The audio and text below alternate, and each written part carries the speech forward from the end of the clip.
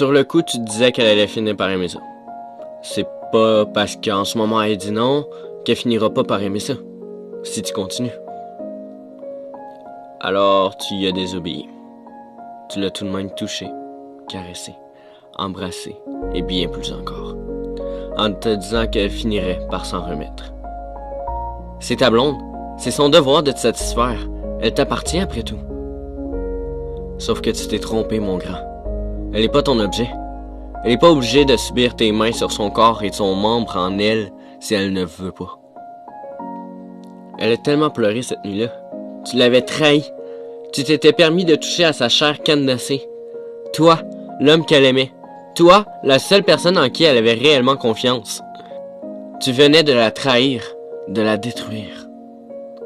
Pourquoi as-tu fait ça? Pour 10 minutes de plaisir? Tu venais de détruire une vie entière. Mais ça, tu le réalisais pas. Trop con pour comprendre que non signifiait que tu n'y avais pas le droit. Trop con pour comprendre que tes gestes allaient la détruire. Après cette nuit-là, elle n'a plus jamais été la même. Elle voyait les choses différemment. Tout pour elle était devenu grisâtre, sans couleur. Plus rien pour elle n'avait d'importance. Tu venais de la détruire corps et âme. Pourtant, jour après jour, elle continuait de sembler heureuse. Comme si rien s'était passé. Mais toi, tu la voyais pas à chaque soir, dans sa chambre, en pleurant, en hurlant en elle à quel point son propre corps était devenu pour elle une ordure. Une ordure dont elle voulait se débarrasser, mais dont c'était impossible.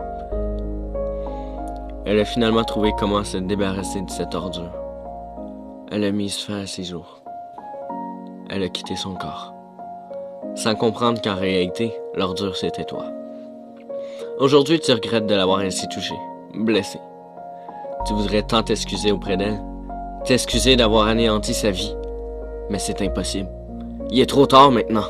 Elle est morte et c'est de ta faute. Tu dois vivre avec ça sur la conscience maintenant.